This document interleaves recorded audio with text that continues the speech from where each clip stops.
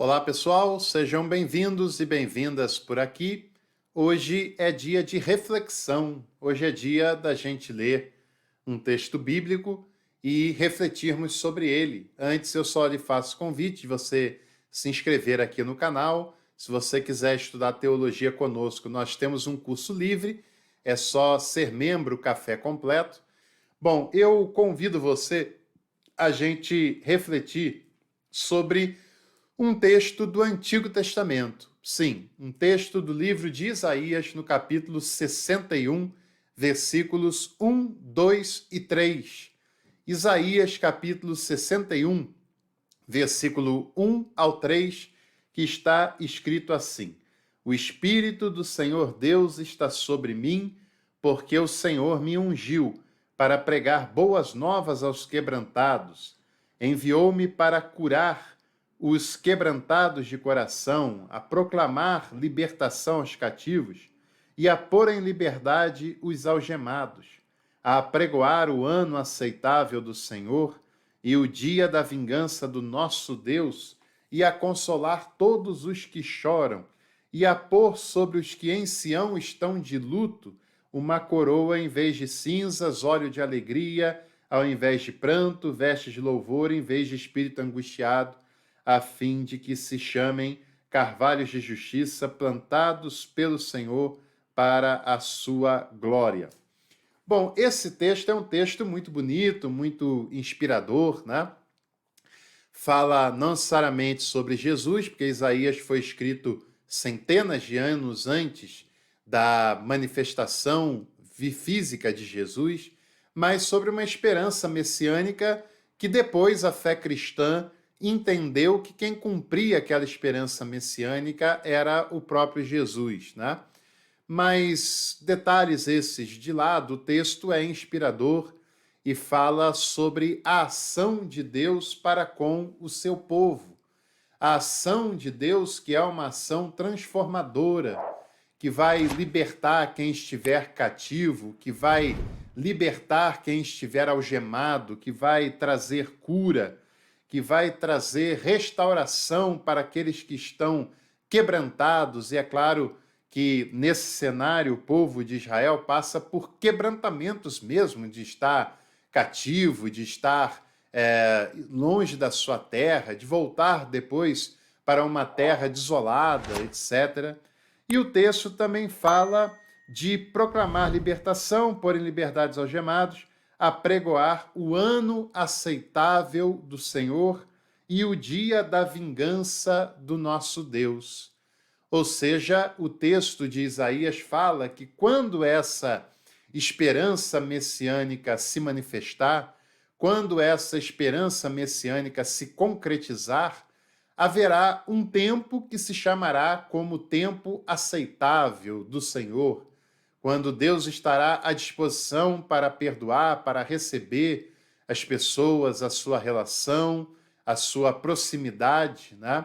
E que esse período é chamado de ano, um espaço maior de tempo, mas que terá lá um outro espaço de tempo chamando de dia da vingança do nosso Deus. Dia, em comparação com ano, é bem menor, claro, né? Um ano, pelo menos dentro dessa cultura judaica, um ano tinha 360 dias. É muito mais do que um único dia. Mas mesmo assim, nessa mensagem, tem um dos dias que será um dia de vingança, que Deus fará vingança aos inimigos. E quando o texto fala dia da vingança do nosso Deus, não é à toa, não é por acaso, né? Porque o povo de Israel, pela sua fé, identifica um Deus que era deles, apenas deles, que é um Deus de Israel, que é um Deus dos judeus, e que, portanto, esse Deus não tem relação e não tem aliança com deuses de nenhum outro lugar, ou com povos de nenhum outro lugar, porque eles têm os seus deuses. Lembra do vídeo que eu fiz aqui sobre monolatria, enoteísmo, que é a mesma coisa? Pois é, o povo de Israel era um povo monolátrico, enoteísta. Era um povo que acreditava em vários deuses, mas tinha um Deus que eles serviam e que eles chamavam de seus.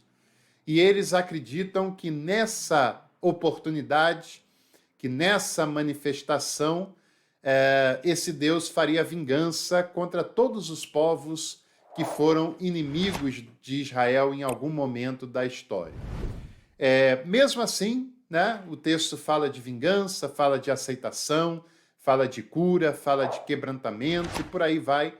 Mas, como nós somos cristãos, imagino eu, né, eu queria ler também com vocês o texto de Lucas, capítulo 4, versículo 16 até o 19, em que se repete esse texto que a gente acabou de ler lá em Isaías, que fala assim, ó: indo para Nazaré, onde fora criado, entrou num sábado na sinagoga, segundo o seu costume, e levantou-se para ler. Então lhe deram o livro do profeta Isaías, e abrindo o livro, achou o lugar onde estava escrito: o Espírito do Senhor está sobre mim, pelo que me ungiu para evangelizar os pobres, enviou-me para proclamar libertação aos cativos e restauração da vista aos cegos, para pôr em liberdade os oprimidos e para apregoar o ano aceitável do Senhor. Veja que interessante, né? E sobre essa questão, né, de ter ou não sinagoga em Nazaré na época de Jesus ter lido ou ter recitado de cor essa passagem, eu vou deixar aqui um card desse lado, um card onde eu falei sobre essas questões que não vem ao caso neste momento, mas que depois seria bem interessante que você desse uma olhadinha lá nesse vídeo que eu estou sugerindo para você. Agora, você percebeu alguma diferença da citação de Isaías aqui em Lucas, do texto que nós lemos lá no próprio Isaías? Ou você acha que é o mesmo texto? Bom, até alguém que ouviu, que leu, sem prestar muita atenção, pode perceber que não se trata exatamente da mesma passagem, né? Que não se trata exatamente dos mesmos elementos e que aqui, para a comunidade cristã, e que aqui, sob a ótica dessa comunidade que crê em Jesus, aquele texto de esperança messiânica, ele é ressignificado. Primeiro que o autor de Lucas, ele lê aquele texto e entende que quem cumpre o papel do Messias é Jesus, porque ele é um cristão que assim o entende. Segundo que essa é uma apresentação em que o autor faz uma síntese daquele texto lá de Isaías. E o mais importante, esse texto de Isaías tem um novo significado sob a ótica de Jesus. Algumas partes são propositadamente suprimidas em Lucas e outras partes são propositadamente ressignificadas. Ainda mais Lucas, que é considerado, e a gente pode considerá-lo como o evangelho mais revolucionário dos quatro, como o evangelho mais subversivo dos quatro evangelhos, porque Lucas era um grego, era um gentio, que não tem compromisso com a fé judaica, com os costumes, com as tradições judaicas, nem entende nada sobre isso, e ele coloca no centro do seu evangelho pessoas que não eram colocadas no centro de evangelho nenhum. Mateus jamais colocaria, por exemplo, né? E Lucas diz que o que Jesus lê é o seguinte: o Espírito do Senhor está sobre mim. Ou seja, Jesus é autorizado a fazer o que ele faz pelo Espírito do Senhor que repousa sobre ele. E ele foi ungido. Unção é sobre o Messias, né? Messias é uma palavra do hebraico que significa o ungido, o Cristo no grego. Aquele que foi ungido para uma determinada obra. E qual é essa obra para a qual Jesus foi ungido para fazer? Em primeiro lugar, evangelizar os pobres. Em primeiro lugar, antes de fazer milagre, de curar, ressuscitar, salvar, libertar, não sei o quê, evangelizar os pobres. Porque os pobres não eram considerados por ninguém, nem pela religião judaica, né? Hoje, talvez, muitas igrejas tenham esse mesmo problema, de não levar em consideração os pobres.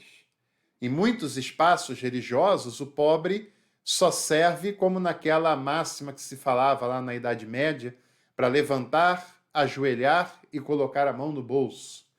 Mas a missão de Jesus, para a qual ele é ungido para fazer, é evangelizar os pobres. Evangelizar significa compartilhar a boa nova, que não é da igreja, que é do evangelho, que é boa notícia, que é uma novidade, que é uma mensagem nova, transformadora, libertadora, e que é uma mensagem que é boa, que é agradável, que é transformadora de fato.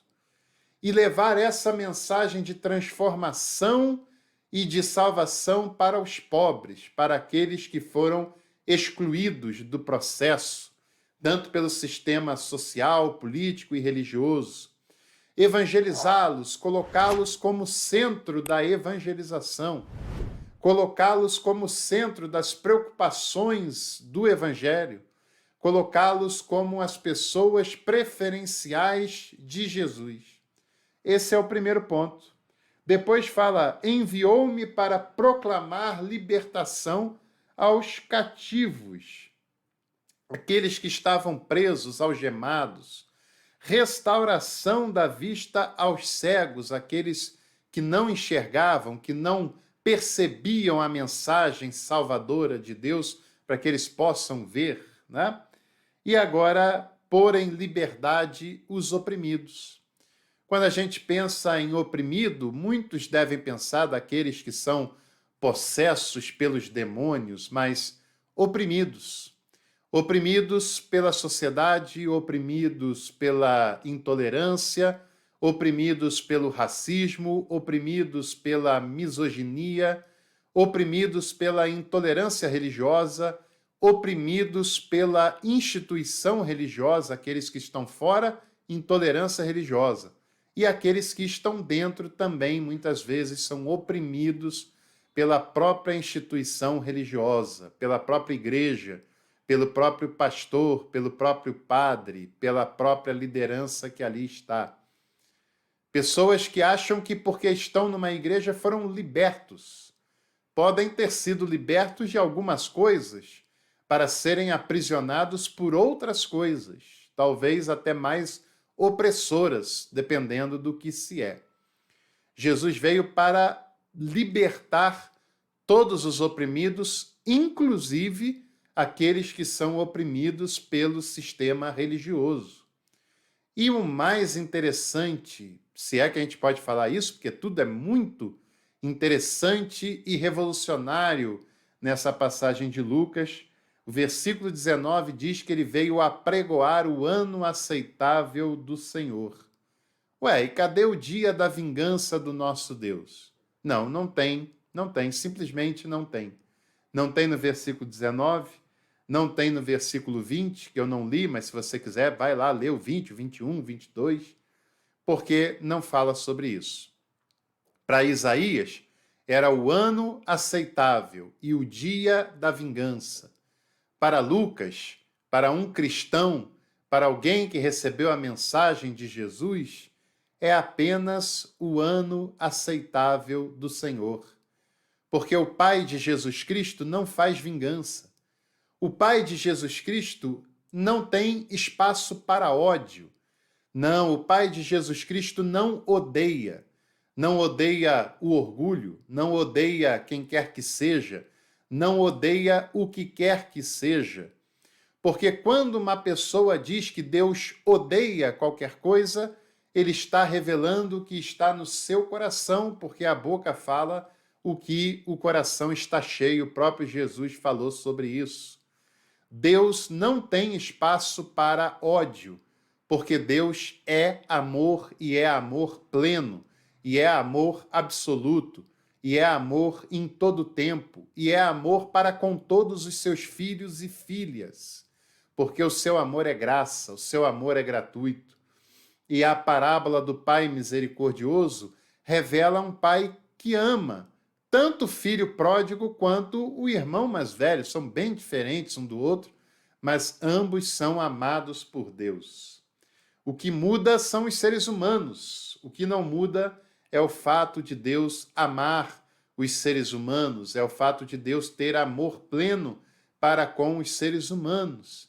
E o que Jesus quer nos revelar não é um Deus que odeia, não é um Deus que se vinga, é um Deus que ama e é um Deus que sempre nos faz o convite do tempo aceitável do Senhor, do tempo baseado na sua graça. Essa é a boa nova de salvação que Jesus veio trazer para a humanidade, e essa é a mensagem que deve ocupar as nossas falas, as nossas pregações e a nossa vivência. Se você gostou desse vídeo, deixe seu like, compartilhe e inscreva-se aqui no canal e venha participar do Café com Teologia com a gente. Um abraço